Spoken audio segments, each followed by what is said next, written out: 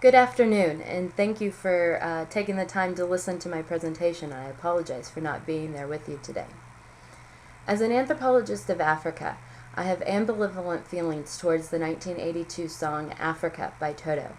It is a song that lyrically does not make sense, although powerfully draws its audience into a romanticized mental imagery of the continent with drums echoing, wild dogs crying, and old men with long forgotten words and ancient melodies.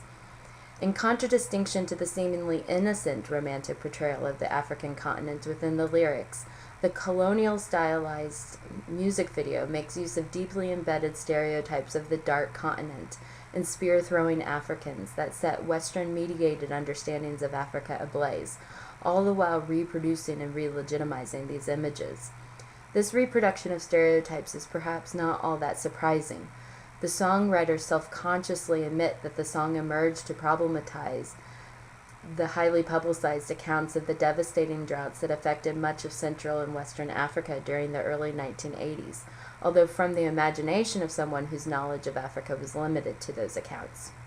Despite my intellectual critique of the romanticized lyrics and the stereotypical music video, during my fieldwork in a small town in southeastern Ghana, I often found myself putting the song on repeat and singing along to the lyrics, "I bless the rains down in Africa," much to the amusement of my informants. Rather than recalling the devastating droughts, for me, the song spoke to the practicalities of long-term research and the desperate need for privacy and downtime that was only possible during the torrential downpours of the rainy season. This paper explores how the song acted as both a plea for disconnection from field relations and a celebration when that disconnection was achieved, by way of being able to isolate myself and take the time to do some things that was not typically possible with the social demands of my research. Most anthropologists, when examining the difficulties of long-term research, discuss problems of building a rapport or a connection with their research participants and creating an identity for themselves within a new and often culturally unfamiliar community. Indeed, much of my time during the first couple months of my fieldwork was centered on this issue, where I went to great lengths to participate within the daily lives of my informants and set myself apart from their previous experiences of researchers visiting for a day or perhaps a week, asking a couple of questions, and then leaving once again. A part of my strategy for building rapport was taking a local name and situating myself into the lineage structure of the household that was providing me with accommodation.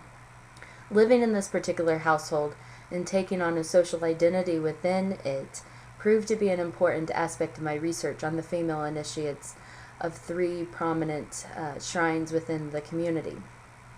The house was owned by one of the shrine priests and occupied by his wives, who were also shrine initiates, and their children.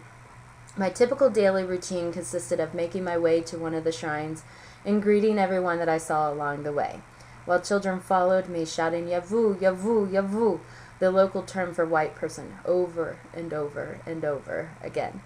At the shrines, I watched petitioners often offer drinks, chickens, and goats to the deity for their protection, and I would speak to the priests during their downtime.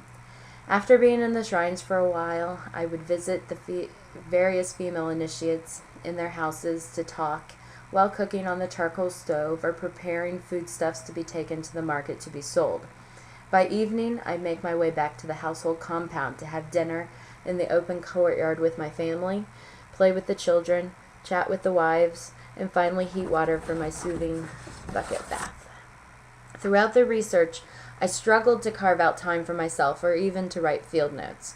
This was partly because of not being able to find an appropriate space to concentrate or to relax. Being in one's room alone in this context is taken as a sign of being ill, and whenever I'd seek refuge there during the day or during the evening, I was often followed by others within the household. Their intent was not to disturb me, but rather to sit with me while I was writing or relaxing. Nonetheless, I found it incredibly difficult to get used to, and slightly irritating. In the end, I succumbed to the fact that I would have no privacy until everyone in the household had gone to bed. While everyone else slept, I stayed up to finish my field notes, and occasionally escaping into a murder mystery novel. After navigating the demands of sociality and overcoming my cultural limitations during the first couple months of research, I was worn out, and frightened of this thing that I had become, a social person that I no longer recognized. I craved the feeling of being anonymous and autonomous, alone with myself. And then one blessed day, the rains came with force, reducing the dirt roads to mud and filling the open spaces of the household compound with standing water puddles.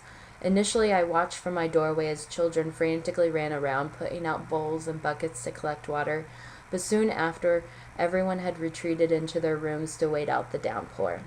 The sound on the tin roof was deafening, accompanied by lower tones of the rain pounding outside. I was elated. In this moment, I felt no social pressure to be outside interacting with the family or other research participants. In this moment, I could do whatever I wanted and retreat back into my own sense of cultural and individual normalcy. The possibilities were endless, and I was overwhelmed by the sense of freedom, despite the restrictions of my physical space and the loss of electricity. I put in my earbuds and I pushed play. Within a few songs, Africa came on, and soon I had the song on repeat and was singing loudly, blissfully rationalizing that the rain would drown out my voice. Several hours later, my fieldwork assistant burst into the room, bewildered by my performance. Unbeknownst to me, the rain had stopped, and a small crowd had gathered outside my room to listen to my outpouring of the refrain, "I bless the rains down in Africa." Despite my initial embarrassment, the song became my mantra. While walking down the pathways throughout the town, watching rituals, talking with informants, "I bless the rains" ran throughout my thoughts. In moments of truly being at my limits, I'd start to sing the song underneath my breath, like a wild dog crying out in the night as they grow restless for some solitary company, beseeching the weather to cooperate and give me a day of guilt-free, expectation-free respite. And eventually it would rain, that torrential downpour, a cure to what's deep inside that would allow me time to disconnect momentarily and to be ready for the next day.